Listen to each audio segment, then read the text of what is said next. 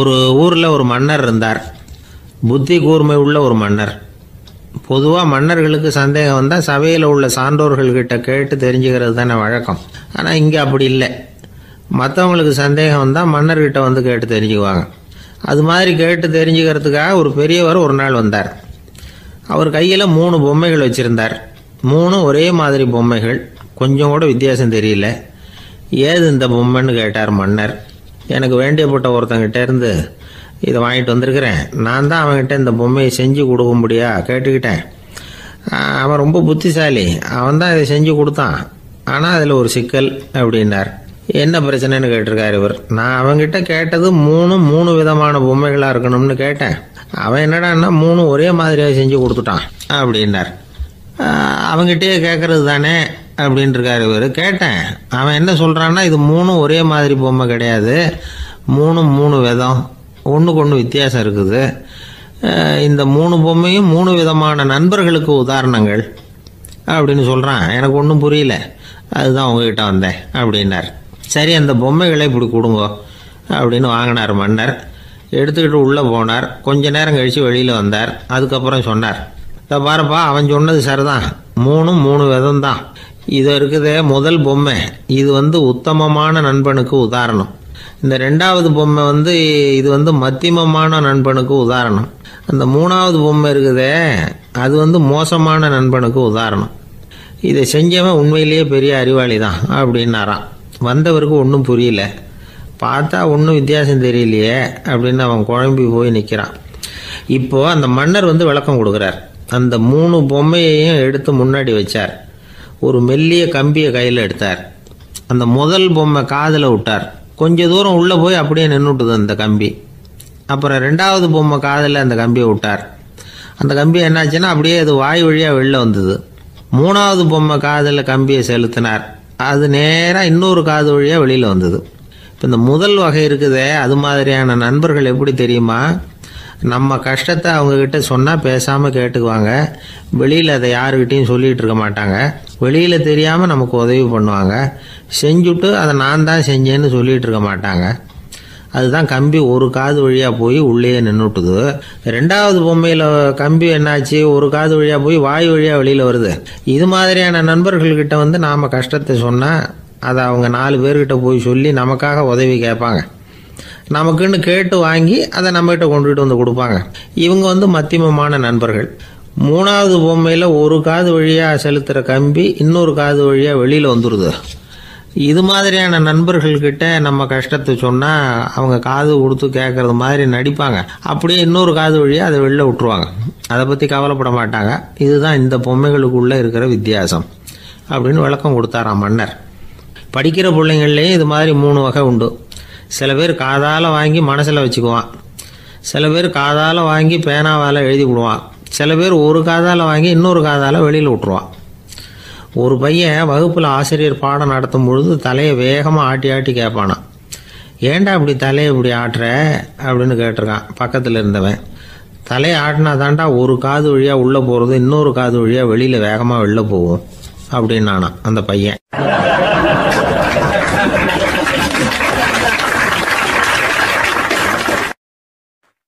ஒரு ஊரில் ஒரு பெரிய செல்வந்தர் இருந்தார். பணத்துக்கு பஞ்சம் இல்லை. அதனால் இந்த உலகத்தில் முடியாத காரியம் எதுவும் இல்லைன்னு நினச்சார். பணம் இருந்தாலே அந்த நினப்பு தானாக வந்துடும். அதனால் இவரும் அப்படி நினச்சதில் ஒன்றும் தப்பு இல்லை. அந்த ஊருக்கு குருநானக் ஒரு தடவை வந்தார். அவருக்கு இந்த செல்வந்தர் ரொம்ப பிரமாதமாக ஒரு வரவேற்பு கொடுத்தார். ஊர் எல்லையிலேயே எங்கள் வீட்டுக்கு விருந்து சாப்பிட்டுட்டு போகணும்னு கேட்டுக்கிட்டார். அவரும் சரின்னு ஒத்துக்கிட்டார். உடனே தன்னுடைய பங்களாவில் ஒரு பெரிய விருந்துக்கு ஏற்பாடு பண்ணார். குருநானக்கை அழைச்சிட்டு வீட்டுக்கு போனார். உட்கார வச்சார். ஐயா, நான் இந்த ஊர்லேயே ரொம்ப பெரிய வசதி உள்ளவன். என்னால் எல்லாம் முடியும். உங்களுக்காக நான் என்ன செய்யணும்னு சொல்லுங்கள். எதுவாக இருந்தாலும் பரவாயில்ல, எவ்வளவு செலவானாலும் பரவாயில்ல, என்னால் செய்ய முடியும். என்ன செய்யணும்னு சொல்லுங்கள், அது போதும், நான் செய்கிறேன் அப்படின்னு நான் ரொம்ப பணிவான். இதை கேட்டதும் குருநானக் சிந்திச்சார் கொஞ்ச நேரம். அதுக்கப்புறம் தன்னோட சட்டை பைக்குள்ளே கையை விட்டு ஒரு பழைய ஊசி ஒன்று எடுத்தார். அந்த செல்வந்தர்கிட்ட கொடுத்தார். இதை பாருங்கள், இவ்வளவு தூரம் நீங்கள் கேட்கறதுனால சொல்கிறேன். எனக்கு நீங்கள் செய்ய வேண்டிய உதவி இதுதான்னார். ஊசியை கையில் வாங்கிக்கிட்டு இதை என்ன செய்யணும்னு சொல்லுங்க அப்படின்னார் அவர். நீங்கள் செய்ய வேண்டியது என்னென்னா, இந்த ஊசியை பத்திரமா வச்சிருக்கணும். நாம் 2 பேரும் இறந்து போனதுக்கு பின்னாடி இன்னொரு உலகத்தில் நாம் சந்திக்கக்கூடிய வாய்ப்பு இருக்குது. அப்போ இந்த ஊசியை என்கிட்ட கொண்டாந்து கொடுக்கணும். இதுதான் நீங்கள் எனக்காக செய்ய வேண்டிய உதவி அப்படின்னார் குருநானக் லேசாக சிரிச்சுக்கிட்டே. இதை கேட்ட உடனே இந்த பெரியவர் முழிக்க ஆரம்பிச்சிட்டார். அது எப்படிங்க, நான் சாகிறப்ப எப்படி இந்த ஊசியை எடுத்துக்கிட்டு இன்னொரு உலகத்துக்கு வர முடியும்னார்.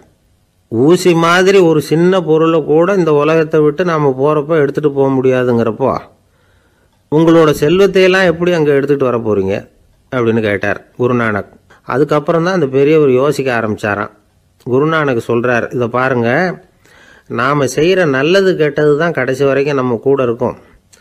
அடுத்தவங்க நல்லா இருக்கணுங்கிறதுக்காக பொருளை செலவு செய்யணும். அப்படி செய்யலைன்னா எந்த பிரயோஜனமும் இல்லை அப்படின்னார். அதுக்கப்புறம் தான் அந்த செல்வந்தரின் அறிவு கண் திறந்து தான் உடனே குருநானக்கை வணங்கினார்.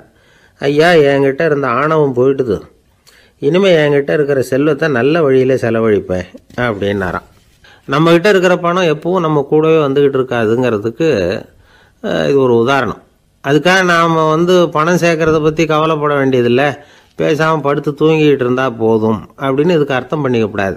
முறையான வழியில் பணம் சேர்க்கணும், அதை முறையான வழியில் செலவு பண்ணணும். அதனால் ஏற்படக்கூடிய மன நிறைவு இருக்குது பாருங்கள், அது அனுபவித்தவங்களுக்கு தான் தெரியும். சொர்க்கத்துக்கு போகிறவங்க இங்கேருந்து பணத்தை எடுத்துகிட்டு போக முடியாது. ஆனால் நம்ம செல்வத்தை இங்கே மற்றவங்களுக்கு பயன்பட செய்து அதனால் ஏற்படுற புண்ணியம் இருக்குது பாருங்கள், அதை எடுத்துகிட்டு போக முடியுமா. இதுதான் ஆன்மீகவாதிகள்லாம் சொல்கிற கருத்து. ஜான் நியூட்டன் ஒருத்தர், அவர் சொன்னார், நான் எப்போவாவது சொர்க்கத்துக்கு போய் சேர்ந்தேன்னா அங்கே 3 அதிசயங்களை பார்ப்பேன்னார். என்னன்னு கேட்டாங்க. நான் யார் யார் இருக்க மாட்டாங்கன்னு நினச்சிக்கிட்டு இருந்தேனோ அவங்களில் சில பேர் அங்கே இருப்பாங்க, அது ஒரு பெரிய அதிசயம்னார். சரி, அடுத்தது என்ன? 2வது அதிசயம் என்னென்னா, அங்கே இருப்பாங்கன்னு நான் எதிர்பார்த்த சில பேர் அங்கே இருக்க மாட்டாங்க அப்படின்னார். சரி, 3வது பெரிய ஆச்சரியம் என்ன அப்படின்னா, நான் அங்கே இருக்க பாருங்க, அதுதான் அந்த 3வது அதிசயம் அப்படின்னாராம்.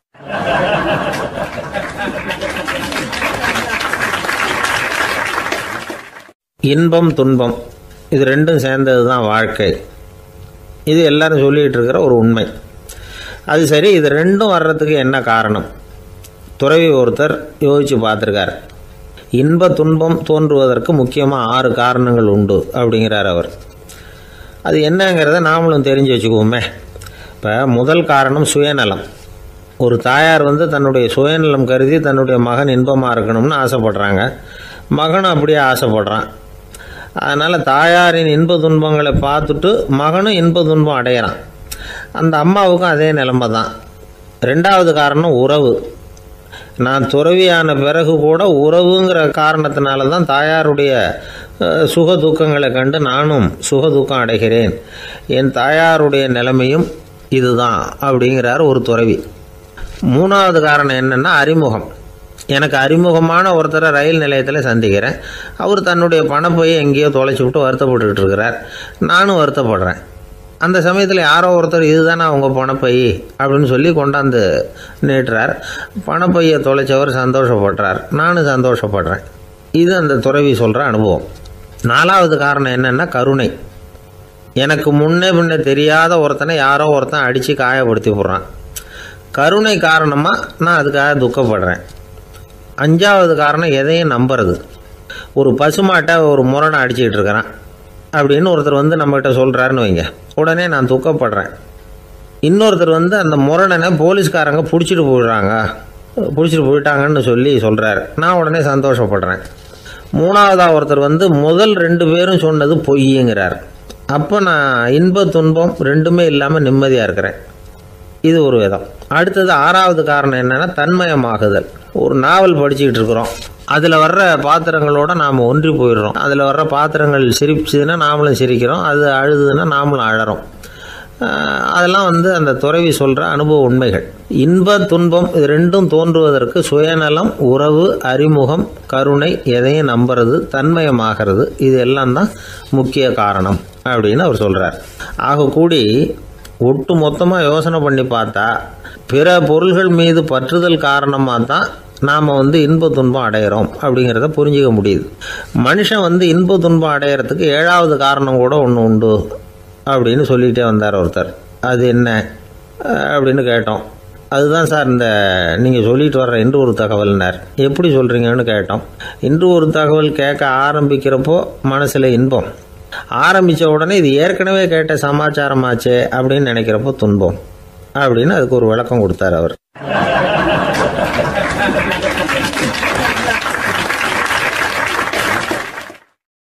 ஒரு மாணவனை பார்த்தேன். என்ன தம்பி படிப்புலாம் எப்படி இருக்குது அப்படின்னு விசாரித்தேன். அவன் ரொம்ப அழுத்துக்கிட்டான். நான் நல்லா தான் சார் படிக்கிறேன், இருந்தாலும் புத்தியில் சரியாக ஏற மாட்டேங்குது சார் அப்படின்னா. சரி, இவனும் நம்ம ரகம்தான் அப்படின்னு சொல்லி முடிவு பண்ணிட்டோம். கல்வி கற்கக்கூடிய ஒரு மாணவன் சம்பந்தப்படுற புத்திகள் பல வகை. அதை பற்றி ஒரு பெரியவர் விளக்கி இருக்கிறார். மிருத்து புத்தின்னு ஒன்று இருக்குதான். மிருத்துன்னா மண்ணால் செவுறு கட்டுறோம்ல, மண் சுவரில் ஆணி அடிக்கிறதும் சுலபம், அதை பிடுங்கி எடுக்கிறதும் சுலபம். அது மாதிரி சில பேர் குரு சொல்லி கொடுக்குறத சுலபமாக கேட்டு தெரிஞ்சு வச்சுக்குவாங்க, கொஞ்ச நேரத்தில் சுலபமாக மறந்தும் போயிடுவாங்க. இது மிருத்து புத்தின்னு பேர், மண் புத்தி. தாரு புத்தின்னு ஒன்று உண்டான். தாருன்னா மரம். அதில் பச்சை மரத்தில் ஆணி அடிக்கிறது சுலபம், ஆனால் அதை எடுக்கிறது கஷ்டம். அது மாதிரி ஆசிரியர்கிட்டேருந்து கேட்டதை கவனமாக மனசில் பதிய வச்சுக்கிட்டு அதை மறக்காமல் இருக்கிறது தாரு புத்தி. பட்டை மரமாக இருந்தால் அதில் ஆணி அடிக்கிறதும் கஷ்டம், அடிக்கிற ஆணியும் சீக்கிரம் நழுவிடும். அது மாதிரி கேட்குற விஷயம் மனசில் பதியறதும் கஷ்டம். அப்படியே பதிஞ்சாலும் அது நீடிச்சு இருக்கிறதும் கஷ்டம், கொஞ்ச காலத்தில் மறந்துடும். இன்னொரு வகை புத்தி ஒன்று உண்டு, அதுக்கு பேர் சிலா புத்தின்னு பேர். சிலான்னா கல். ஒரு கருங்கல்லில் 4 துளையை போட்டு ஒரு துளையில் உளிய வச்சு அடித்தா மற்ற துளை வழியாகவும் பிளந்து கல் 2 ஆகிடும். அது மாதிரி சந்தியான இடங்களில் குறிப்பாக ஒரு பொருளை சொன்னால் அதை வச்சுக்கிட்டு மற்றதையும் தெரிஞ்சுக்கிறது, அது சிலா புத்தின்னு பேர். வேணு புத்தின்னா என்ன தெரியுமா? வேணுன்னா மூங்கில் கணுவில் ஒரு பக்கம் உளிய வச்சு அடித்தா 2 பக்கமும் பிளந்துடும்.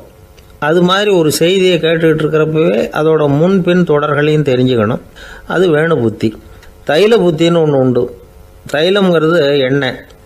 தண்ணியில் ஒரு துளி எண்ணெயை விட்டால் அது தண்ணி பூரா பரவி போடுதில்ல, அது இப்படி பரவுறது மாதிரி ஆசிரியர் சுருக்கமாக ஒரு கருத்தை சொன்னால் அதை வச்சுக்கிட்டு பூரா விஷயங்களையும் தெரிஞ்சுக்கணும், அது தைல புத்தி. கற்பூர புத்தின்னு ஒன்று கேள்விப்பட்டிருக்கோம். அது எப்படின்னா, கற்பூரம் தீ பட்ட உடனே பிடிச்சிக்கும். ஆசிரியர் சொன்ன உடனே நுண்ணறிவோட பாடங்களை புரிஞ்சுக்கிறது இந்த வகை புத்தி. கரி புத்தின்னு ஒன்று. அது எப்படின்னா, கரியில் நெருப்பை வச்சு விசிறிய பிறகு அதுக்கப்புறம் அது கறி நெருப்பாகும். அது மாதிரி காலம்பரை சாயந்தர வேலைகளில் ஆசிரியர் பாடம் சொல்லி கொடுப்பார், அதை கொண்டு புரிஞ்சுக்கிறது இந்த வகை. கதலித்தண்டு புத்தின்னு ஒன்று சொல்லுவாங்க. கதலிங்கிறது வாழை மரம். வாழைத்தண்டில் தீ வைக்கிறது எவ்வளவு சிரமமோ அவ்வளவு சிரமத்தோடு கல்வி கற்கிறது கதலித்தண்டு புத்தி. இதை தவிர இன்னும் சில வகையான மாணவர்களை கூட அடையாளம் காட்டுறாங்க. ஆசிரியர் சொன்னதில் நல்லதை மட்டும் எடுத்துக்கிறவன் அன்னம். ஆசிரியர் கிடைச்ச இடத்துல பாடத்தை கேட்டுக்கிட்டு பிறகு தனியாக உட்காந்து சிந்திக்கிறவன் பசுமாடு அப்படி தானே, புல் கண்ட இடத்துல மேயும், அதுக்கப்புறம் நிதானமாக அசை போட்டுக்கும். ஆசிரியர் சொன்னதை தவிர வேறு எதையும் சொல்ல முடியாதவன் கிளி. பல இடங்களில் பாடங்கள் கேட்டு கடைசியில் ஒன்றும் புரியாமல் போகிறவன் ஆடு ஒரு செடியில் வயிறார மேயாது, ஒரே செடியில். இக்கரைக்கு அக்கறை பச்சைன்னா அங்கேயும் இங்கேயும் அலைஞ்சிக்கிட்டே இருக்கும். சில பேருக்கு எருமைன்னு பேர். எருமை எப்படின்னா குளத்து நீரை கலக்கி தான் குடிக்கும். அது மாதிரி ஆசிரியர் மனசை நோக செய்து பயில்கிற மாணவர்கள்லாம் இந்த ரகம். இவ்வளவுலாம் இருந்தாலும் இந்த காலத்து மாணவர்கள்லாம் ஒரு தனி ரகம். ஒரு ஆசிரியர் வகுப்பில் பாடம் நடத்திக்கிட்டு இருந்தார். இலக்கண வகுப்பு.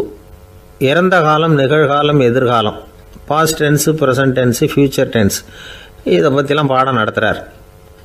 எல்லாம் சொல்லி கொடுத்துட்டு இப்போ நான் ஒரு வாக்கியம் சொல்லுவேன், அது என்ன காலம் அப்படிங்கிறத நீங்கள் சொல்லணும்னார் ஆசிரியர்.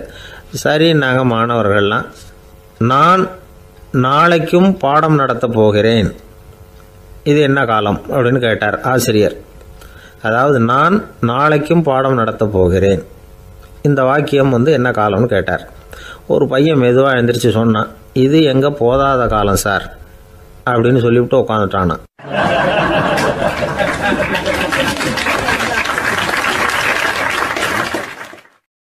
ரெண்டு பேர் சுவாரஸ்யமாக பேசிகிட்டு இருக்கிறப்போ குறுக்க புகுந்து தொந்தரவு பண்ணுறதுக்குன்னே சில பேர் இருப்பாங்க. அது ரொம்ப இடைஞ்சலாக இருக்கும். இதே மாதிரி மின்காந்தம் கூட குறுக்க புகுந்து தொந்தரவு பண்ணும். கடைசியில் அது ஒரு பெரிய இடைஞ்சலில் கொண்டாந்து விட்டுரும். சில வீடுகளில் கேபிள் கனெக்ஷன் இல்லாமல் சில தனியார் டிவி காட்சிகள் தெரியும். அதுக்கு என்ன காரணம்னா இந்த மின்காந்த குறுக்கீடு தான் காரணம். இதைத்தான் சுருக்கமாக இஎம்ஐ அப்படின்னு சொல்கிறாங்க.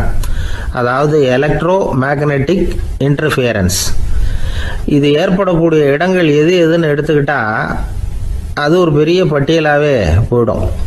இந்த இஎம்ஐ தொந்தரவு வந்து கேபிள் டிவியில் மட்டும்தான் இல்லை, ராக்கெட் ஏவுதளத்தில் உள்ள ரேடார்கள், அங்கே உள்ள சில சக்தி வாய்ந்த தொலைத்தொடர்பு சாதனங்கள், விமான தளங்களில் உள்ள ரேடார்கள், கப்பல் தளங்களில் பொருத்தப்பட்டிருக்கக்கூடிய சக்தி வாய்ந்த ஆண்டனாக்கள், இப்படி நிறைய சொல்லலாம்.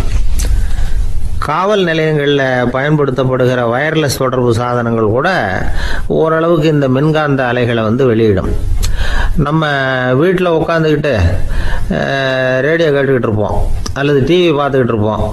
அந்த சமயத்தில் பக்கத்து தெருவில் ஒரு மோட்டார் சைக்கிள் அல்லது காரு, குறிப்பாக பெட்ரோல் இன்ஜின், அது போகிறப்போ அதில் உள்ள மின்கலத்தில் வந்து, அதாவது மேக்னட்டோ பேட்டரியிலிருந்து வெளிப்படுகிற மின்காந்த அலை இங்கே வந்து டிவியிலையும் ரேடியோவிலையும் கரகரப்பு உண்டு பண்ணும். சரி, இது வந்து பெருசாக என்ன இடைஞ்சலை உண்டு பண்ணிட போகுது அப்படின்னு நாம் அலட்சியமாக நினைக்கலாம். வயசானவங்களுக்கு மறதி நோயின்னு ஒன்று வரும்ல, அல்ஷமீர், அதாவது மூளையில் உள்ள செல்கள் வந்து செயலிழந்து போயிடுறது, அது செய்ய வேண்டிய வேலையை மறந்துடும். மனைவியே எதிரில் வந்து நின்னா கூட உன்னை எங்கேயோ பார்த்தது மாதிரி தெரியுதே அப்படின்னு சொல்லிட்டு இருப்பாங்க. அப்படி ஒரு மறதி. இந்த விசித்திரமான நோய்க்கு இதுவரைக்கும் மருந்தே இல்லைன்னு வேற சொல்கிறாங்க. இந்த மைக்ரோ ஓவன் அப்படின்னு சொல்லக்கூடிய சமையல் அடுப்புகள் கூட மின்காந்த அலைகளை வந்து வெளியிடுது. சமயத்தில் சில தொழிற்சாலைகளில் கூட பெரிய விபத்துக்களை இந்த இஎம்ஐ உண்டு பண்ணிவிடும். இதை பற்றி தீவிரமாக சிந்திக்க ஆரம்பித்ததே ஒரு விபத்துக்கு பிறகு தான். அமெரிக்காவுக்கும் வியட்நாமுக்கும் இடையில் போர் நடந்தது. அந்த சமயம் அமெரிக்காவுக்கு சொந்தமான விமானம் தாங்கி கப்பல் ஒன்று வியட்நாமை தாக்கிறதுக்கு தயாராக ஏவுகணைகளோட கடலில் நிறுத்தி வைக்கப்பட்டிருந்தது. தற்செயலாக அந்த பகுதியில் கப்பல் தொலைத்தொடர்பு பகுதிக்கு அருகில் ஊடுருவிய இந்த சக்தி வாய்ந்த ரேடியோ அலைகள் ஏவுகணையில் இருந்த மின்னணு சர்க்கியூட்டை பூர்த்தி செஞ்சு வச்சுட்டுது. அவ்வளவுதான், ஏவுகணை அங்கேயே வெடித்து சிதறி போச்சு. 130 பேர் அந்த இடத்துலயே உடல் கருகி செத்து போட்டாங்க. ஏகப்பட்ட பொருள்கள் நாசம். இந்த விபத்துக்கான காரணம் என்னங்கிறத உடனடியாக யாராலையும் கண்டுபிடிக்க முடியல. ரொம்பவும் கடுமையாக முயற்சி பண்ணி கடைசியாக கண்டுபிடிச்சாங்க, இது வந்து இந்த இஎம்ஐ வேலை தான் அப்படின்னு. மின்னணு தொலைபேசிகள் இருக்கு, இதில் பேசும்பொழுது நம்ம காதை வந்து, அதாவது செவியை வந்து ஊடுருவக்கூடிய மின்காந்த அலையானது மூளைக்கு போய் அங்கே மூளை கட்டிகளை உருவாக்க ஊக்கம் கொடுக்குது அப்படின்னு வேற கண்டுபிடிச்சிருக்கிறாங்க. இந்த இஎம்ஐ ரொம்ப குறைஞ்ச மின்காந்த அழுத்தத்தில் நமக்கு எந்த பாதிப்பையும் ஏற்படுத்துறதில்லை. மின்காந்த அலைகள் அழுத்தத்தோடு இருக்கிற இடங்களில் ரொம்ப நேரம் இருந்தோம்னா நம்ம உடம்பின் வெப்பநிலை 2 டிகிரி செல்சியஸ் வரைக்கும் அதிகரிக்குதாம். அதனால் வெப்பநிலையை வந்து சீராக்கிறதுக்கு இதய துடிப்பும் வந்து அதிகரிக்குது. இப்படிலாம் கண்டுபிடிச்சிருக்கிறாங்க. இப்போல்லாம் இந்த மின்காந்த குறுக்கீடுகளை தடுக்கிறது எப்படி அப்படின்னு விஞ்ஞானிகள் யோசனை செய்ய ஆரம்பிச்சிருக்கிறாங்க. இந்த விஷயத்தில் அலட்சியமாக இருந்தோம்னா எதிர்காலத்தில் நிறைய பேருக்கு இந்த ஞாபக மறதி நோய் வந்துடும். அப்புறம் அது ரொம்ப கஷ்டமாக போயிடும். ஒரு குடும்ப தலைவர் தன் மனைவியை பார்த்து, யார் நீ, உன்னை எங்கேயோ பார்த்தது மாதிரி இருக்குதே அப்படின்னு சொல்லிக்கிட்டு இருந்தார். உடனடியாக அவரை போய் பார்த்தேன். வாங்க டாக்டர்கிட்ட போகலாம் அப்படின்னு. அவர் என்னை தனியாக அழைச்சிட்டு போய் காதோட காதாக மெதுவாக சொல்கிறார், இதை பார்ப்பா, என் கையில் பணம் இல்லாத போகலாம், அப்படி மறதி நோய் வந்துட்டது மாதிரி நடிச்சுக்கிட்டு இருப்பேன், அவ்வளவுதான், அதை நீ கண்டுக்காத அப்படின்னார்.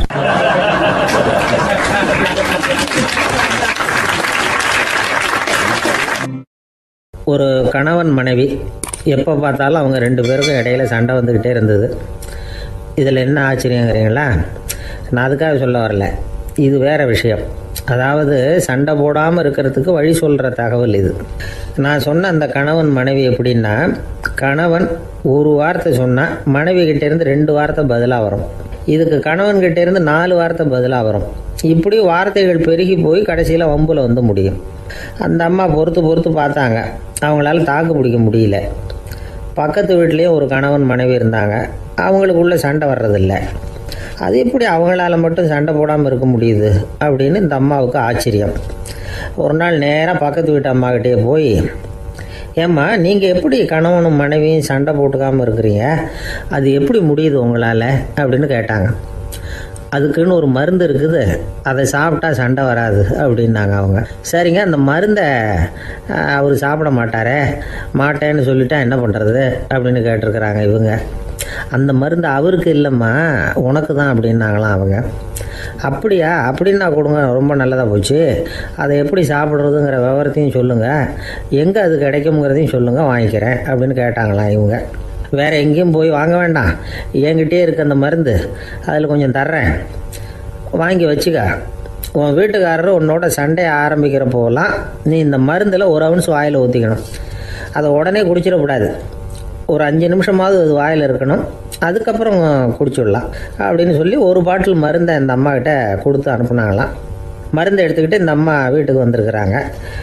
வீடு பூட்டி இருந்ததுனால கணவன் வந்து வாசல்லையே காத்துக்கிட்டு இருக்கிறான். மனைவியை கண்டதும் சண்டை போட ஆரம்பிச்சிட்டான். வீட்டை பூட்டி விட்டு எங்கே போய் தொலைஞ்ச, எவ்வளோ நேரமாக ஒரு மனுஷன் வாசல்லையே காத்துட்டு கிடக்கிறது அப்படி இப்படின்னு கத்த ஆரம்பிச்சிட்டான். மனைவி இதுக்கு பதிலே சொல்லலை. அந்த அம்மா பேசாமல் வீட்டை திறந்தாங்க, சமையல் அறைக்குள்ளே போனாங்க, ஒரு அவுன்ஸ் மருந்தை வாயில் ஊற்றிக்கிட்டாங்க. அன்னைக்கு சண்டை வந்து மேற்கொண்டு வளரவே இல்லை, நின்றுட்டுது. மருந்து பரவாயில்லை. அதுக்கப்புறம் பல சந்தர்ப்பங்களில் சண்டை வரும் போல் இருக்கிற போலாம் இந்த மருந்து அதை நிறுத்தியிருக்கு. பிரமாதமான மருந்தாக இருக்குது இதை கொஞ்சம் அதிகமாகவே வாங்கி வீட்டில் வச்சுக்க வேண்டியது தான் அப்படின்னு முடிவு பண்ணிட்டு இந்த அம்மா மறுபடியும் பக்கத்து வீட்டு அம்மாக்கிட்ட போனாங்க. எவ்வளவு விலையானாலும் சரி, நான் காசு கொடுத்து வாங்கி வச்சுக்கிறேன், எந்த கடையில் இருக்குது இந்த மருந்து சொல்லுங்க அப்படின்னு கேட்டாங்க. இந்த மருந்துக்கு விலையே கிடையாதுங்க, இலவசமாகவே கிடைக்கும்னாங்களாம் அவங்க. அது எப்படி விலையில்லாமல் இதை விற்க முடியுது அப்படின்னு கேட்டாங்களாம் இவங்க. அது மருந்தாக இருந்தால் தானே விலை வைக்கிறதுக்கு, அது வெறும் தண்ணி தானே அப்படின்னாங்களாம். வெறும் தண்ணியாக சண்டையை நிறுத்துது அப்படின்ட்டு இருக்காங்க இவங்க. அது சண்டையை நிறுத்தலை, உன்னோட மௌனம் தான் சண்டையை நிறுத்துது. நீ வாயில் தண்ணியை வச்சுக்கிறதுனால எதிர்த்து பேசுறதில்ல, அதனால் உன்னுடைய கணவர் கோபம் வந்து சாந்தமாயிடுது அப்படின்னாங்களாம் அவங்க. இந்த கதையிலேருந்து சண்டையை நிறுத்துகிற மருந்து எதுன்னு தெரிஞ்சுக்கிட்டோம் இல்லையா? ஒருத்தர் என்ன பண்ணார், பாட்டிலில் வந்து தண்ணியை ஊற்றி வச்சுக்கிட்டு அவர்கிட்ட வர்றவங்களுக்கெல்லாம் இதை சிபாரிசு பண்ணலாம்னு நினச்சிக்கிட்டு உட்காந்துருந்தார். ஒரு அம்மா வந்தாங்க. இதை கேட்டுவிட்டு இதையே ஒரு மருந்து மாதிரி கொடுக்கலாம்ங்கிறது அவர் முடிவு. அதனால் பாட்டிலில் தண்ணி அடித்து வச்சுக்கிட்டு அதில் கலருக்காக என்னத்தையோ ஒரு ஜீரகம் அது மாதிரி எதையாவது கலந்து வச்சுக்கிட்டு ஒரு மருந்து மாதிரி ஒரு பாவனையில் வச்சுக்கிட்டு உட்காந்துருக்காரு. யாராவது வீட்டில் சண்டைன்னா என்கிட்ட வாங்க மருந்து தரேன்னு. ஒரு அம்மா வந்தாங்க. எனக்கும் என் வீட்டுக்காரருக்கும் அடிக்கடி சண்டை வருதுங்க அப்படின்ட்டு இருக்காங்க. கவலைப்படாதம்மா, நான் ஒரு மருந்து தரேன்னு சொல்லி வீட்டுக்குள்ளே போய் ஒரு பாட்டில் எடுத்து வந்து கொடுத்தாரு. பாட்டிலில் இருக்கிறது என்னங்கிறத சொல்லிவிட்டு அது பேரில் மரியாதை வராது இல்லையா, அதனால் சொல்லலை. அந்த அம்மா வாங்கிட்டு போனாங்க. 4 நாள் கழித்து திரும்பி வந்தாங்க. என்னம்மா வீட்டில் சண்டை நின்று போச்சான்னு கேட்டிருக்காரு இவர். அங்கே நின்று போச்சுங்க, இப்போ உங்ககிட்ட ஆரம்பமாக போகுதுன்னாங்களாம். என்னம்மா அப்படின்ட்டுருக்காரு அவர் பயந்து போய். பின்ன என்னங்க, நீங்கள் என்ன மருந்து கொடுத்துருக்குறீங்க என்னங்க அப்படின்னாங்களாம் கோபமாக. அது வெறும் தண்ணி தானே அப்படின்ட்டுருக்காரு இவர். தண்ணியாக இது நல்லா பாருங்கள் அப்படின்னு அந்த பாட்டில் நீட்டினாங்களாம். இவர் வாங்கி பார்த்துருக்காரு. அப்புறம் தான் விஷயம் புரியுது அவருக்கு. இவர் கை தவறுதலாக அவங்க வீட்டில் இருந்த மண்ணெண்ணெய் பாட்டில் எடுத்து அவர்கிட்ட கொடுத்துருக்குறாங்க. அப்புறம் என்ன ஆகும், சண்டை வராமல்.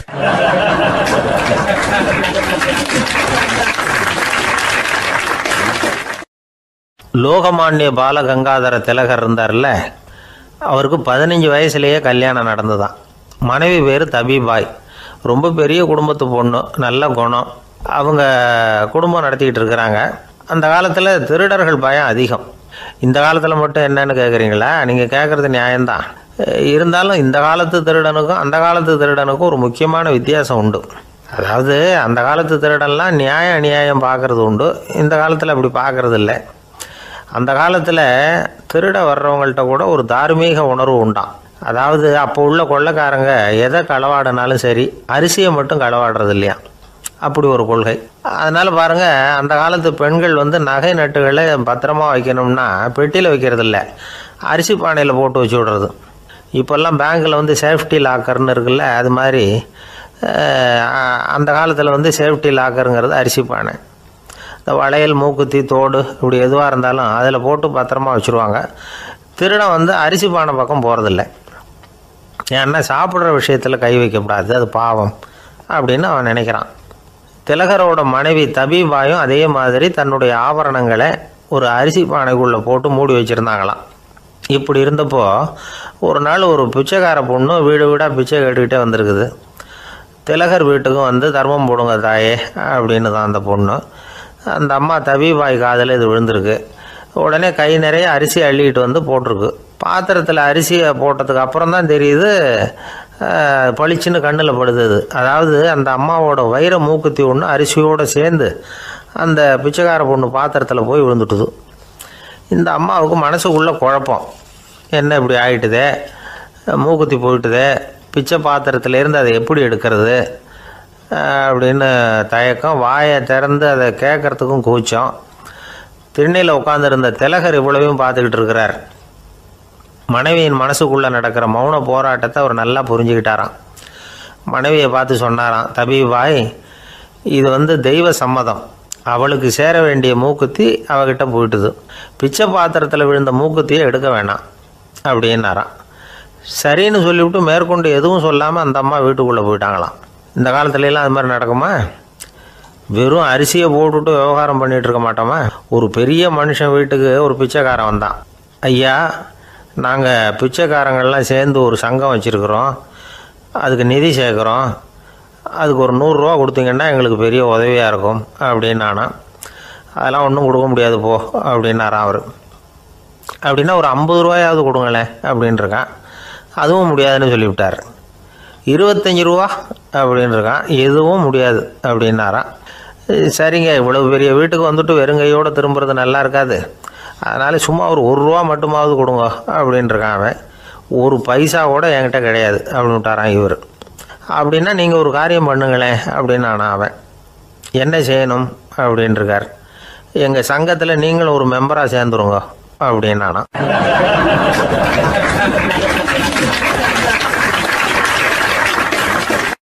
இருட்ட கண்டா பயம் உண்டாவதே அது ஏன்? இப்படி ஒரு கேள்வியை ஒரு பெரியவர்கிட்ட கேட்டாங்க. அதுக்கு அவர் பதில் சொல்றார், மனிதனுடைய ஆதிகால வாழ்க்கையில தொற்றிக்கொண்ட பயம் இது வேரூன்றி இருக்குது, இன்னமும் போகல. 50,000 வருஷங்களுக்கு முன்னாடி மனுஷன் குகைகளில் வாழ்ந்தான். பகல்ல பயம் இருக்காது, ராத்திரியில மிருகங்கள் தாக்கும் கொல்லும், நிம்மதியா தூங்க கூட முடியாது. அதனால இந்த மனுஷனுக்கு இரவுன்னா மரணம் பயம் அப்படின்னு பழகி போச்சு. மனிதர்களுடைய எல்லா மனசையும் சேர்த்து மொத்தமா ஒரு மனசு உண்டு. மனிதர்களுடைய நினைவு இந்த மொத்த மனசுல பதிஞ்சிருக்கு, பரவுது. இந்த மொத்த மனசுல இருட்டு பற்றிய பயம் பதிந்து நீடிக்குது அப்படிங்கிறார் அவர். இந்த காலத்துல இரவை பகலாக்கிறதுக்கு எவ்வளவோ விளக்குகள்லாம் வந்தாச்சு. ராத்திரியிலேயும் மிருகங்கள் தாக்குங்கிற நிலைமை இல்லை. பாதுகாப்பான வீடுகள் விலங்குகளும் விலகி போயிட்டு, விலங்குகள்லாம் விலகி போயிட்டு, வீடுகளும் பாதுகாப்பா இருக்குது. சரி, இருந்தாலும் அந்த பழங்கால பயம் இருட்டு பயம் இன்னமும் மனுஷனை விட்டு போகல. இன்னொரு விஷயம் என்னன்னா, இருட்டிலேருந்து வெளிச்சத்துக்கு வராத மனிதர்கள் இன்னைக்கு அதிகம். ஒரு ஆளு ஆத்துக்கு மீன் பிடிக்கிறதுக்காக போனான், இன்னும் விடியல, அதுக்குள்ள வலையை எடுத்துட்டு கிளம்பி போயிட்டான். வெளிச்சம் வர்றதுக்கு முன்னாடியே போய் சேர்ந்துட்டான். விடிகிற வரைக்கும் என்ன பண்றது, சும்மா கரையிலேயே உட்காந்து காலாட்டிக்கிட்டு இருக்கிறான். காலில் ஏதோ ஒரு சின்ன மூட்டை தட்டுப்பட்டுது. இருட்டில் அது என்னன்னு சரியா தெரியல. மூட்டைக்குள்ள சின்ன சின்ன கல்லாம் நிறைஞ்சி இருக்குது. சும்மா பொழுது போகணுமேங்கிறதுக்காக இவன் அந்த மூட்டைக்குள்ள இருந்து ஒவ்வொரு கல்லா எடுத்து ஆத்துல வீசிக்கிட்டு இருக்கிறான். விடிகிற வரைக்கும் வேற வேலை இல்லைங்கிறதுனால எப்படி செஞ்சுக்கிட்டே உட்காந்துருக்கிறான். கிழக்க மெதுவா வெளிச்சம் தெரிய ஆரம்பிச்சது. பொழுது விடியறதுக்கான அறிகுறி. இதுக்குள்ள அந்த மூட்டையில இருந்த எல்லா கல்லையும் எடுத்து வீசி எறிஞ்சுட்டான். கடைசியா ஒரே ஒரு கல் மட்டும்தான் கையில பாக்கி இருந்தது. வெளிச்சம் வந்ததும் அந்த கல்லை பார்த்தான், அப்படியே திகைச்சு போயிட்டான். அடடா, இது வரைக்கும் தெரியாம தப்பு பண்ணிட்டோமே அப்படின்னு நினைச்சான். ஏன் தெரியுமா, அவன் கையில இருந்தது வெறும் கல் இல்ல, விலை வசந்த ரத்தன கல். அது இருட்டுல என்னன்னு புரியாததுனால மூட்டையில இருந்த எல்லா ரத்தன கல்லையும் ஆத்துல வீசி எறிஞ்சிருக்கிறான். இப்போ அவனுக்கு அழுகையே வந்துடும் போல இருந்தது. வாழ்க்கையை வசதி ஆக்கிக்கிறதுக்கான வாய்ப்பு அவனுக்கு இருந்தது. இருந்தாலும் இருட்டுல அதை இழந்துட்டான். அந்த வகையில அவனுக்கு கொஞ்சம் அதிர்ஷ்டம் இருந்திருக்குது. அதாவது ஏதோ ஒரு வகையில இருந்திருக்குது. அதனாலதான் அந்த கடைசி கல்லை எரியறதுக்குள்ள வெளிச்சம் வந்துட்டுது. பல பேருக்கு அந்த அளவு கூட அதிர்ஷ்டம் வர்றது இல்லை. எல்லாத்தையும் வீசினதுக்கு அப்புறம் தான் வெளிச்சம் வரும். என்னன்னு விவரம் தெரியாமலே எழுந்திரிச்சு வந்துருவாங்க. வாழ்க்கைங்கிறது ஒரு பெரிய புதையல். அதை புரிஞ்சிக்காம மனுஷன் அதை வீசி எரிஞ்சுக்கிட்டு இருக்கான் அப்படிங்கிறது தான் பெரியவங்க கருத்து. சில பேருக்கு புரிஞ்சுக்கிற நேரம் வரும், அதுக்குள்ள வாழ்நாள்லாம் ஓடி போயிருக்கும். அதுக்கப்புறம் என்ன பண்றது? நம்மால் ஒருத்தன் கையில் ஒரு சின்ன பையோட வந்துகிட்டு இருந்தான். பை உள்ள ஏகப்பட்ட நகைகள், ரத்தன கல் எல்லாம் இருக்கு. வந்துகிட்டு இருந்தவன் திடீர்னு அந்த பையை அப்படியே ஒரு குளத்துல வீசி எறிஞ்சுட்டான். மகான்கள் தான் இப்படி பற்று இல்லாம இருப்பாங்க. என்னங்க இது, விலை மதிப்புள்ள அந்த பையை இப்படி குளத்துல வீசி எறிஞ்சுட்டீங்களே, இதுக்கு என்ன அர்த்தம் அப்படின்னு கேட்டார் அவன் கூட வந்தவர். அவன் மெதுவா இவர் காதோட காதா சொல்றான், ஒரு போலீஸ்காரர் பின்னாடி வந்துகிட்டு இருக்கிறார், அவர் போனதுக்கு அப்புறம் இதை எடுத்துக்குவேன் அப்படிங்கிறான்.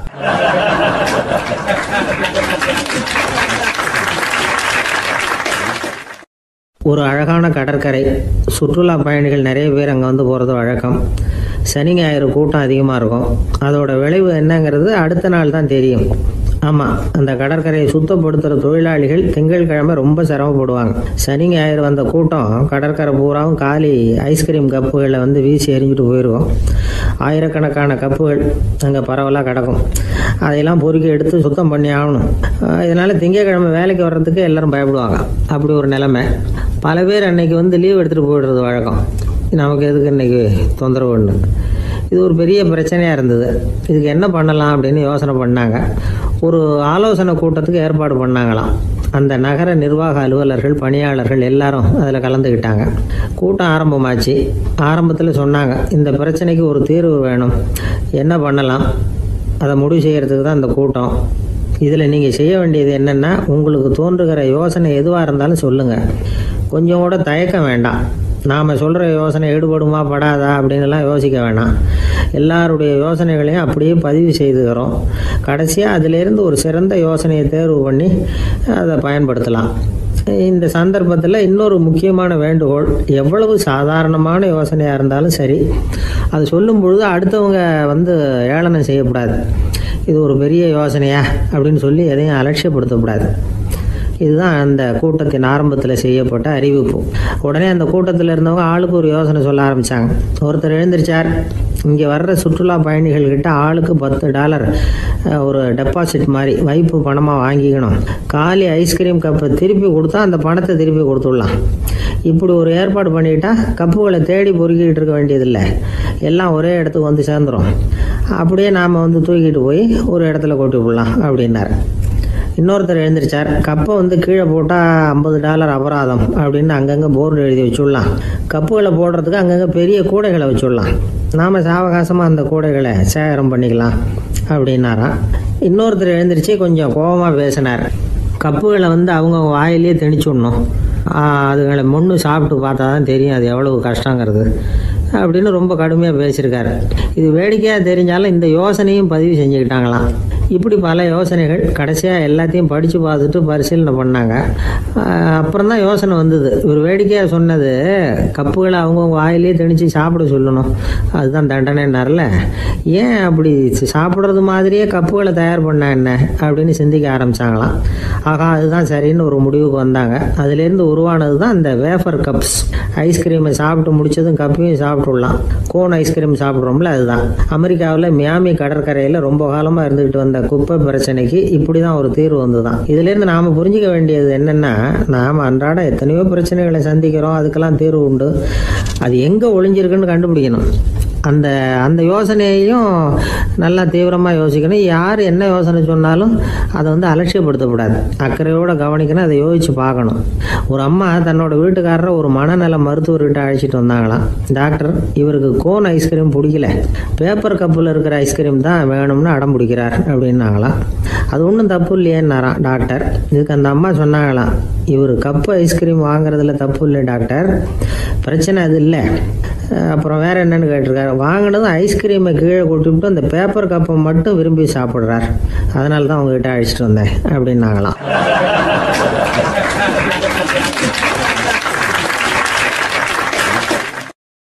நமக்கு முன்னாடி நமக்கு வேண்டிய ஒருத்தர் ஒரு கிளாஸில் நமக்கு பழச்சாறு கொண்டாந்து வைக்கிறாருன்னு வச்சுங்க. உடனே நாம் என்ன பண்ணுவோம்? எடுத்து கிடுகிடுன்னு சாப்பிட்ருவோம், அடுத்தவங்க யாரும் வர்றதுக்குள்ள. அதை விட்டுட்டு அதை கொண்டாந்து வச்சவர்கிட்டயே அதோட விலை என்ன அப்படி இப்படின்னு நான் கேட்டுக்கிட்டு இருப்போம். நாம் கேட்க மாட்டோம். ஆனால் காந்திஜி அப்படி கேட்டாராம். எப்போ தெரியுமா? 1935. அந்த வருஷம் மே மாதத்தில் ஒரு நாள் காந்திஜி டெல்லியில் இருக்கிறார். அப்போ அவருக்கு 2 டம்ளர் மாம்பழச்சாறு கொண்டாந்து கொடுக்குறாங்க. அதை வாங்குறார். இதோட விலை என்ன அப்படின்னு கேட்டார் காந்திஜி. யாருக்கிட்ட கேட்டாருன்னா மனுபென் காந்திகிட்ட கேட்குறார். அவங்க தான் கொண்டாந்து கொடுக்குறாங்க. காந்திஜிக்கு உதவி செய்கிறதுக்காக அவர் கூடவே இருந்தவங்க அவங்ககிட்ட தான் கேட்குறாரு. காந்திஜி சும்மா வேடிக்கைக்காக இப்படி கேட்குறாருன்னு நினச்சிட்டாங்க அந்த அம்மா. அதுவும் இல்லாமல் அதோட விலையை கேட்டால் காந்திஜி நிச்சயமாக அதை சாப்பிட மாட்டார் அப்படிங்கிற பயம் வேறு. அதனால் அந்த அம்மா பதில் எதுவும் சொல்லாமல் கம்முன்னு இருந்துட்டாங்க. கொஞ்ச நேரம் ஆச்சு. அந்த பழச்சாறு வச்ச இடத்துல அப்படியே இருக்குது. வச்ச இடத்துல வச்சபடியே இருக்குது. காந்திஜி அதை சாப்பிடவே இல்லை. மனுபென் காந்தி பார்த்தாங்க. மெதுவாக காந்திஜிக்கிட்ட போய் அதை சாப்பிடுங்களேன் அப்படின்னாங்க. பழச்சாறு விலை என்னன்னு கேட்டேன். அதுக்கு பதில் இல்லை. அது முதல் தப்பு. பதிலை எதிர்பார்த்திருந்தும் அதை பற்றி விசாரிக்கலை. அது 2வது தப்பு. இப்படி 2 தப்புகளை பண்ணிவிட்டு என்கிட்ட வந்து இதை சாப்பிடுங்கன்னு சொன்னால் அது எப்படி அப்படின்னு கேட்டாராம் காந்திஜி. மனுபென் காந்தி என்ன சொல்கிறதுன்னு தெரியாமல் திகைச்சு போய் நின்றுக்கிட்டு இருந்தாங்க. காந்திஜி தொடர்ந்து சொன்னாராம், இப்போ என் முன்னாடி வச்சிருக்கிற இந்த பழச்சாறு விலை சுமாராக ஒரு ₹1/2 இருக்கும். அது அந்த காலத்து மதிப்பு. இந்த பழச்சாறு இல்லாமல் கூட என்னால் இருக்க முடியும். ஆனால் அவசியமான பொருள்களை வாங்கிறதுக்கு கூட சக்தி இல்லாத மக்கள் இந்த நாட்டில் நிறைய பேர் இருக்கிறாங்க. அப்படி இருக்கிறப்போ எனக்கு என்னத்துக்கு இந்த விலை உயர்ந்த பானம்? இதை இப்போ நான் சாப்பிட்டா என் உடம்பு வேணும்னா ஆரோக்கியமாகலாம், ஆனால் என் மனசு அமைதி அடையாது. எனக்கு என்னுடைய உடல் ஆரோக்கியத்தை விட மன ஆரோக்கியம்தான் முக்கியம். அதனால் இதை நான் சாப்பிட மாட்டேன், எடுத்துகிட்டு போயிடு அப்படின்னாராம். அந்த சமயத்தில் ஒரு அகதி பொண்ணு 2 குழந்தைகளோட காந்திஜியை பார்க்குறதுக்காக வந்தது. வணக்கம் சொல்லிச்சு.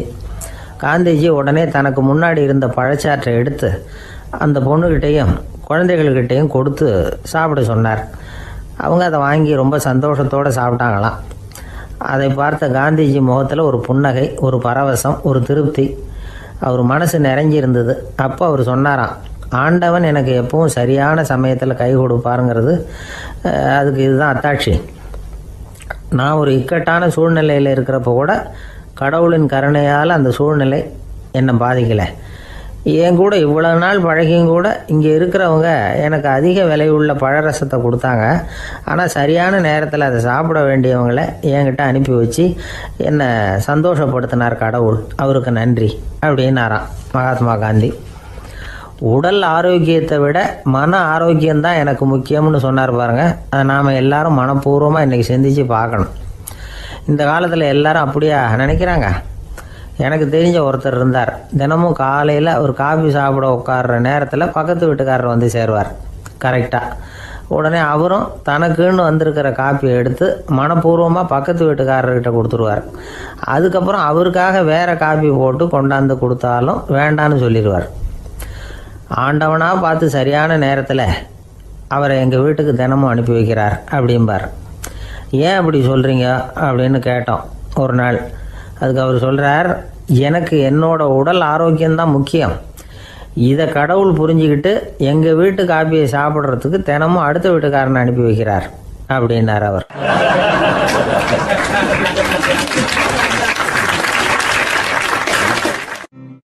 காஞ்சிபுரத்தில் பல்லவ ராஜா ஒரு கோவில் கட்டினார், கைலாசநாதர் கோவில். அதுக்கு கும்பாபிஷேகம் பண்ணுறதுக்கு ஒரு நாள் குறிப்பிட்டு அதுக்கு வேண்டிய ஏற்பாடுகள்லாம் பண்ணினார்.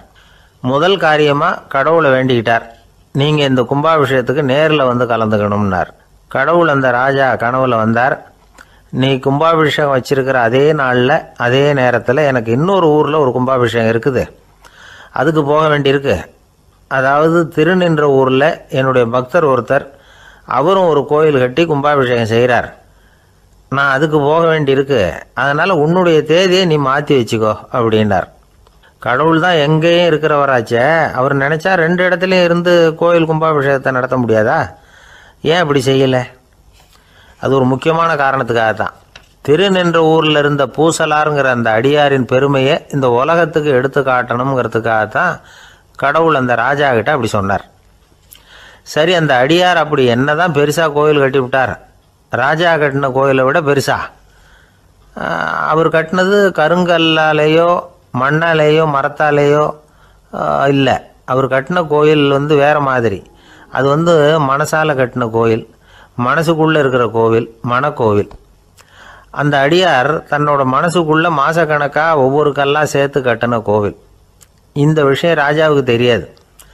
அவர் என்ன நினச்சிட்டாரு, அது நாம் கட்டின கற்கோயிலை விட ரொம்ப பெருசாக இருக்கும் போல இருக்கு அப்படின்னு நினச்சிட்டார். சரி, அப்பேற்பட்ட அந்த கோயிலை தரிசனம் பண்ணிவிட்டு வருவோம் அப்படின்னு நினச்சி ராஜா திருநின்ற ஊருக்கு போகிறார். அங்கே போய் பார்த்தா கோயிலையும் காணும், ஒன்றையும் காணும். கடைசியில் பூசலார் கட்டின மனக்கோவில் தான் அதுங்கிறத அவர் புரிஞ்சுக்கிறார். உடனே அந்த அடியாரின் காலில் விழுந்து வணங்குறார். அவரோ, இது மனசால முயன்ற கோவில், இதுக்கு இத்தனை பெருமையா அப்படின்னு ஆச்சரியப்படுறார். இதில் ஆச்சரியப்படுறதுக்கு ஒன்றும் இல்லை. ஆண்டவன் விரும்புறது அகபக்தியை தவிர புற தோற்றங்களே அல்ல. இதை நாம் புரிஞ்சுக்கிட்டோம்னா நமக்குள்ள எந்த வேறுபாடுகளும் வர்றதுக்கு வழியே இல்லை.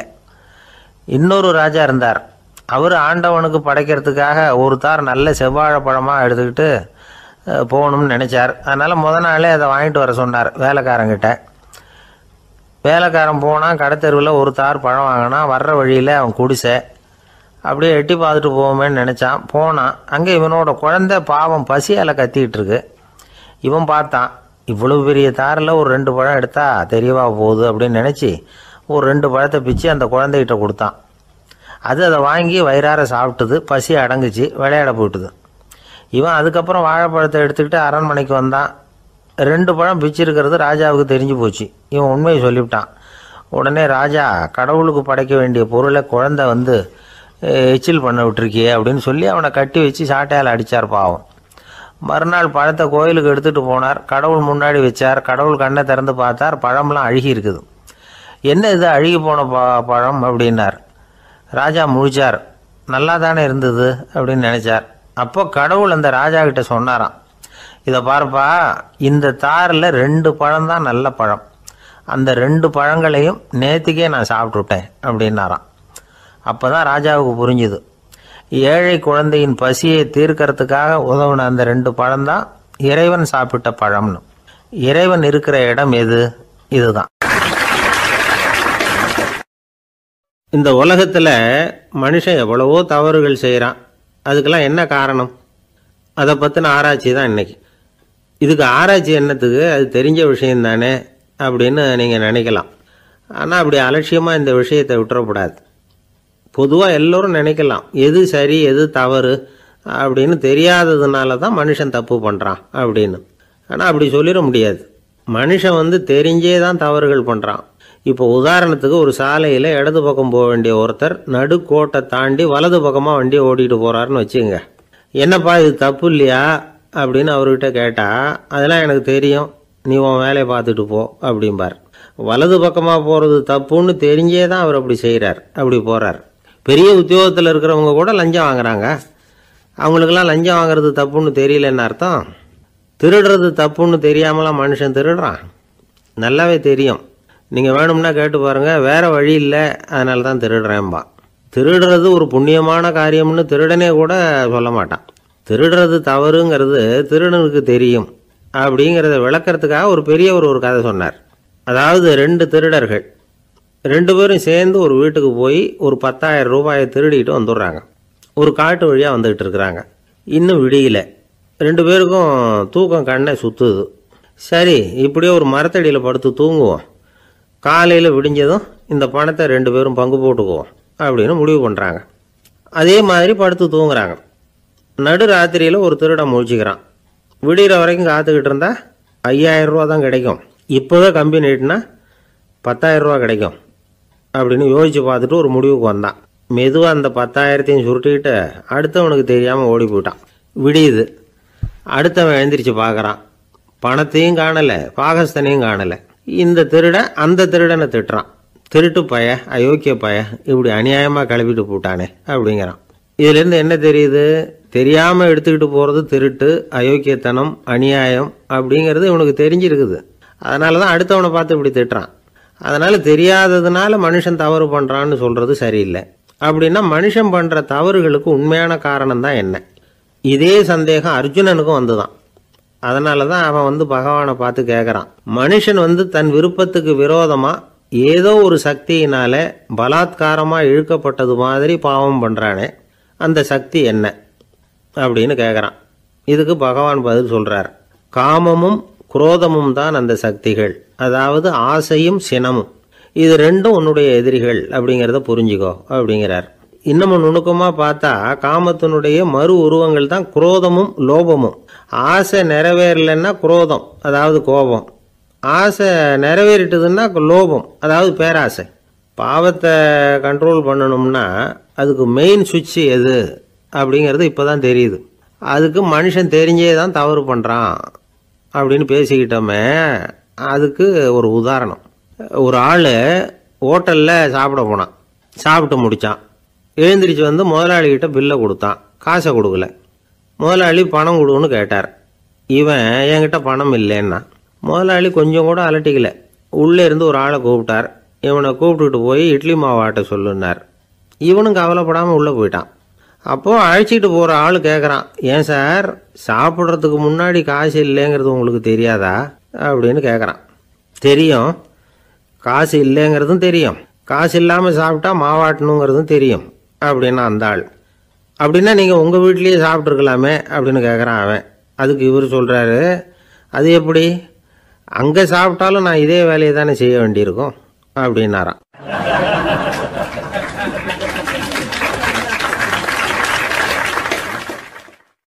ஒரு மனுஷனை பார்த்து என்கிட்ட வாலாட்டாதே அப்படின்னு சொன்னால் அவன் நம்மக்கிட்ட ஏதோ வம்புக்கு வர்றான்னு அர்த்தம்.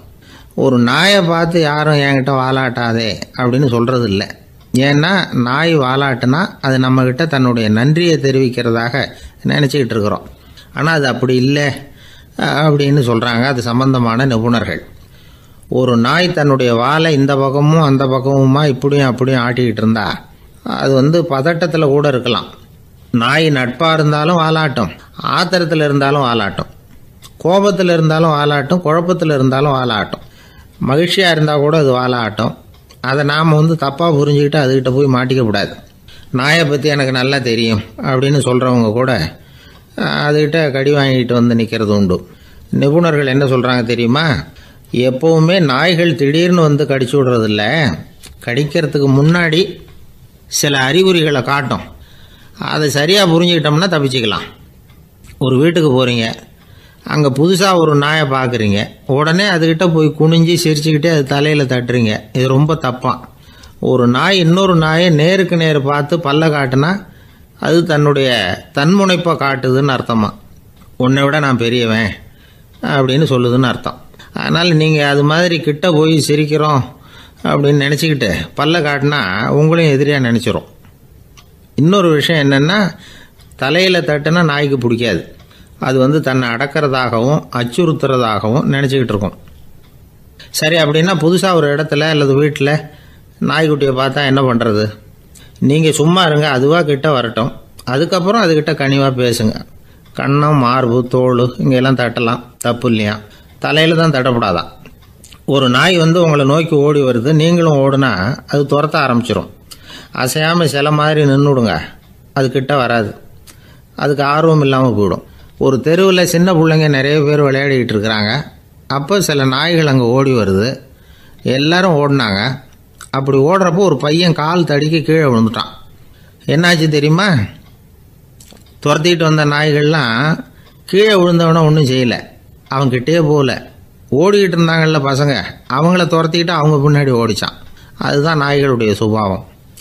ஒரு நாய் நம்மளை நேருக்கு நேர் முறைச்சி பார்க்குதுன்னு வச்சுங்க, நாமளும் அதை முறைச்சி பார்க்கக்கூடாது, நாம் வேறு பக்கம் எங்கேயாவது பார்க்க ஆரம்பிச்சிடணும். ஒரு நாய் கோபமாக இருந்ததுன்னா அதோட வால் உறுதியாக நேராக நிற்கும். ஒரு நாய் பணிந்து போனால் அல்லது பயந்து போனால் அது தன்னோட வாலை காலுக்கு நடுவில் வச்சுக்கும். ஒரு நாய் நம்மளை பார்த்து பயந்து நிற்கிதுன்னு வச்சுங்க, அதனால் நமக்கு ஆபத்து இல்லைன்னு நினச்சிடக்கூடாது. உங்களை பார்த்துட்டு ஒரு நாய் ஒடுங்குச்சுன்னா நீங்கள் விலகி போயிடணும் அப்படின்னு அது நினைக்கிது. நிறைய பேர் பயந்து போன நாயால் கடிபடுறாங்க. இவன் நம்மளை விட பெரிய ஆள், மாட்டிக்கிட்டோம், வேறு வழி இல்லை அப்படிங்கிற நினப்பில் தான் நாய் கடிக்க ஆரம்பிக்குதான். இதே மாதிரி சங்கிலியால் கட்டி போடப்பட்டிருக்கிற நாயும் ஆபத்தானது தான். தொடர்ந்து கட்டி போட்டிருந்தா காலப்போக்கில் அது ஒரு மாதிரி ஆகிடும். நாய் குழந்தைகளை கடிக்காது அப்படின்னு சில பேர் சொல்லுவாங்க. அதுவும் ஒரு தவறான நம்பிக்கை. அதனால் சின்ன குழந்தைகளை தனியாக நாயோட விளையாட விடக்கூடாது. ஆகக்கூடி நாயை பற்றி நிறைய விஷயம் புரிஞ்சுக்க வேண்டியிருக்குது. ஒருத்தர் தன்னுடைய நண்பர் வீட்டுக்கு போயிருந்தார். அவசியம் எங்கள் வீட்டில் சாப்பிட்டுட்டு தான் போகணும் அப்படின்னு ரொம்ப அன்பாக சொல்லிவிட்டார். அதை மீற முடியல இவரால். சரின்னு உட்காந்துட்டார். சாப்பாடு போட்டாங்க. சாப்பிட ஆரம்பித்தார். அவங்க வீட்டில் கட்டி போட்டிருந்த நாய்க்குட்டி இவர் சாப்பிட்றத முறைச்சி பார்த்துது.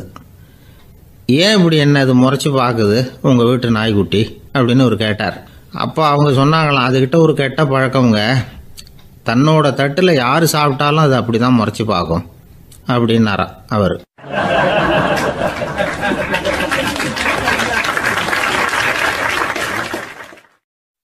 வயிறு பசிக்குதேங்கிறது சிலரோட கவலை, வயிறு பசிக்க மாட்டேங்குதே அப்படிங்கிறது சில பேரோட கவலை. ரெண்டு விதமான கவலைக்கும் வயிறு தான் காரணமாக இருக்குது. வயிறு பசிச்சதுன்னா அது இயற்கை, வயிறு பசிக்கலைன்னா அது வியாதி. ஆனால் பசியையும் நாம் பசிப்பிணி அப்படின்னு தான் சொல்லுவோம்.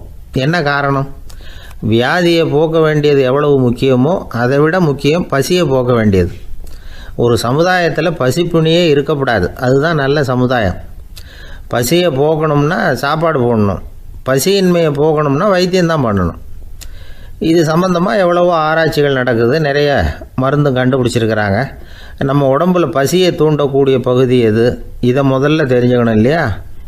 நாம் சாப்பிட்ற ஆகாரம் செரிக்கிறதுக்கு எது காரணம் தெரியுமா? நம்ம மூளையோட பின்பகுதி தான் அதுக்கு காரணமாக இருக்குதாம். மூளையின் பின்பகுதியில் நரம்பு செல்களால் ஆன 2 வகையான ஆரக்சின்கள் தான் பசியை உண்டாக்குது அப்படின்னு கண்டுபிடிச்சிருக்கிறாங்க. 2 ஆய்வாளர்கள் இதை கண்டுபிடிச்சிருக்காங்க. அவங்க 2 பேரும் டெக்சாஸ் பல்கலைக்கழகத்தில் ஹார்வர்டு ஹக்ஸ் மருத்துவ கல்வி நிலையத்தில் பணிபுரிகிறவங்களாம். உண்பது தேவைங்கிறது உணரப்படும் போது மூளையின் அந்த குறிப்பிட்ட பகுதி ஆரக்சின் அப்படிங்கிற ஹார்மோன்களை சுரக்கும்.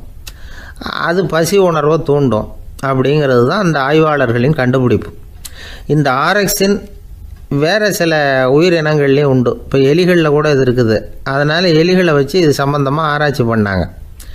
எலிகள் உடம்பில் ஆரக்சினை செலுத்தி பார்த்தாங்க. உடனே என்னாச்சு தெரியுமா? அந்த எலியெல்லாம் பசியால் துடிக்க ஆரம்பிச்சுட்டுது. எதையாவது தின்னு பசியை தீர்த்தா போதுங்கிற அளவுக்கு அந்த எலிகள்லாம் அல்லாட ஆரம்பிச்சுட்டுது. இயல்பாக சாதாரணமாக அந்த எலிகள் எவ்வளவு சாப்பிடுமோ அது மாதிரி 8 முதல் 10 மடங்கு அதிகமான ஆகாரத்தை 1 மணி நேரத்துக்குள்ளே சாப்பிட்டு தீர்த்துட்டு தான். சில எலிகளின் மூளையில் இந்த ஆரக்சின் அளவை கட்டுப்படுத்தி பார்த்துருக்குறாங்க. உடனே என்னாச்சு தெரியுமா? அதெல்லாம் சாப்பாட்டை கண்டா முகத்தை திருப்பிட்டு போக ஆரம்பிச்சுட்டு தான். அந்த எலிகளுக்கு பசி எடுக்கலையாம். இந்த ஆராய்ச்சியின் அடிப்படையில் பசியை எடுக்காமல் இருக்கிற மனிதர்களுக்கும் பசியை தூண்ட முடியும் அப்படின்னு சொல்லி ஆராய்ச்சியாளர்கள் தெரிவிச்சிருக்கிறாங்க. ஆக ஆரக்சின் தான் பசிக்கு காரணம்ங்கிறது தெரிஞ்சு போச்சு. சரி, இந்த ஆரக்சின் அப்படின்னா என்ன? அது ஒரு கிரேக்க சொல். அதுக்கு பசின்னு அர்த்தம்.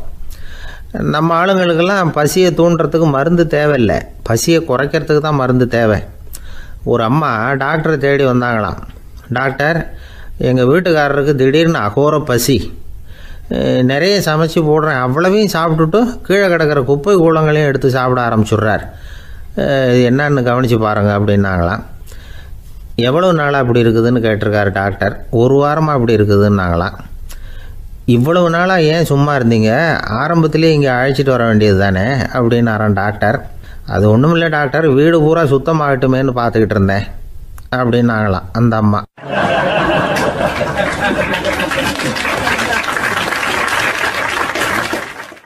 ஒருத்தர் ஓடி வந்தார். இன்னொருத்தரை பார்த்து, சார் உங்கள் சைக்கிளை ஒரு நாள் இரவல் கொடுங்களேன், பக்கத்து ஊருக்கு போயிட்டு வர வேண்டியிருக்கு அப்படின்னார். இவர் சைக்கிளை கொடுத்து பத்திரமா கொண்டுகிட்டு போங்கன்னார். சார், இதை பத்திரமா கொண்டு போகிறேன், கவலையே வேணாம், ஏன்னா இது உங்களோட சைக்கிள் அப்படின்னு நான் நினைக்கல, என்னோட சைக்கிளாக நினைக்கிறேன் அப்படின்னார். அதுக்கப்புறம் தான் இவருக்கு உண்மையாகவே பயம் வந்துட்டுது. ஏன்னா அவர் சொன்னது மாதிரி அதை தன்னோட சைக்கிளாகவே நினச்சி தள்ளிட்டு போட்டால் என்ன பண்ணுறது? எது எதை நம்முடையதாக நினைக்கணுங்கிறதுக்கு ஒரு வரையறை இருக்குது. சில பேர் ஆஃபீஸையே வீடாக நினச்சி விடுறது உண்டு. அப்படிப்பட்டவங்க கூட வீட்டை ஆஃபீஸாக நினைக்கிறதில்ல. ஏன்னா வீட்டில் இவர் ஆஃபீஸராக நடந்துக்க முடியறதில்ல. இதெல்லாம் ஒரு பக்கம் இருக்கட்டும். இப்போ விஷயத்துக்கு வருவோம். பொறியியல் மேதை டாக்டர் விஸ்வேஸ்வரய்யா இருந்தார் இல்லையா, பாரத ரத்னா விருதெல்லாம் கொடுத்தாங்களே. ஆஃபீஸ் வேலை வேறு, சொந்த வேலை வேறு அப்படிங்கிறதுக்கு ஒரு உதாரணமாக இருந்தவர் அவர். மைசூர் மகாராஜா கிட்ட திவானாக இருந்தார். அவர் ஒரு நாள் அரசாங்க வேலை காரணமாக வெளியூர் போயிருந்தார்.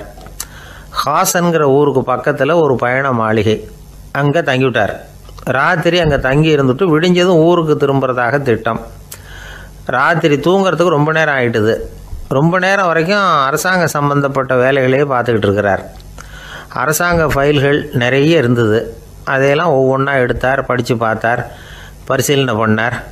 அதில் எழுத வேண்டியதை எழுதினார், கையெழுத்து போட்டார். ஒரு வழியாக அந்த வேலையெல்லாம் முடிஞ்சுது. அதுக்கப்புறம் என்ன பண்ணார்னா, தன்னுடைய சூட்கேஸை திறந்தார். அதிலேருந்து 2 மெழுகுவத்தியை எடுத்து கொளுத்தி வச்சார். அந்த பயண மாளிகையில் அது வரைக்கும் எரிஞ்சிக்கிட்டு இருந்த மின்சார விளக்குகளை அணைச்சிட்டார். அதுக்கு பிறகு அந்த மெழுகுவத்தி வெளிச்சத்தில் சில புத்தகங்களை தொடர்ந்து படிக்க ஆரம்பிச்சிட்டார். அந்த பயண மாளிகையில் பணியாளராக இருந்தவர் இதை பார்த்துட்டு ஓடி வந்தார். மறுபடியும் மின் விளக்கு போடுறதுக்காக போனார். விஸ்வேஸ்வரய்யா அதை பார்த்துட்டு போட வேணாம்ட்டாராம். இது வரைக்கும் நான் அரசாங்க அலுவல்களை கவனிச்சிக்கிட்டு இருந்தேன், அதனால் மின் விளக்குகள் அப்போ எரிஞ்சதில் தப்பு இல்லை. இப்போ நான் புத்தகம் படிச்சுக்கிட்டு இருக்கேன், இது என்னுடைய சொந்த வேலை. இங்கே இருக்கிற மின் விளக்கு அதுக்காக ஏன் எரியணும் அப்படின்னு கேட்டாராம். இப்போ இருக்கிற சில அரசு பணியாளர்கள்கிட்ட இந்த சம்பவத்தை பேச்சோட பேச்சாக சொல்லி பார்த்தேன். அவங்களால இதை ஜீரணிக்கவே முடியல. நேர்மை தேவை தான் சார், அதுக்காக அவ்வளவு தூரத்துக்கு அது தேவையா அப்படிங்கிறாங்க. விஸ்வேஸ்வரய்யா அப்படி பண்ணினது தான் ஒரு நேர்மையாளர் அப்படின்னு இந்த உலகத்துக்கு நிரூபிக்கணுங்கிறதுக்காக இல்லை. தான் அப்படி நடந்து காட்டினா தன்னை சுற்றி இருக்கிறவங்களும் அதை கேள்விப்படுறவங்களும் முடிஞ்ச அளவுக்கு பொது வாழ்க்கையில், அரசு பணியில் நேர்மையை கடைபிடிக்க முயற்சி பண்ணலாமே அப்படிங்கிறதுக்காகத்தான். இப்போவும் சில பேர் இருக்கிறாங்க, இவங்க ஆஃபீஸ் வேறு வீடு வேறேன்னு நினைக்கிறதில்ல, அவ்வளோ உரிமை. ஒருத்தர் அப்படி தான், அவருக்கு அவசரமாக 5000 ரூபா தேவைப்பட்டது. ஆஃபீஸு பணத்தை எடுத்துக்கிட்டார். அந்த நேரம் பார்த்து ஆடிட் வந்துட்டுது, ஆப்பிட்டுக்கிட்டார். விசாரணை நடக்குது. அவர் சொல்கிறார், சார் நான் நேரம் காலம் பார்க்காம ஆஃபீஸில் வேலை செய்வேன், ஏன்னா அதை என்னோடய ஆஃபீஸாக நினைக்கிறேன். அவசரத்துக்கு அந்த பணத்தை எடுத்தேன், மறுபடியும் வச்சுடலாம்னு தான் இருந்தேன், அதுக்குள்ளே இப்படி ஆகிட்டுது. நீங்கள் என்ன நினச்சாலும்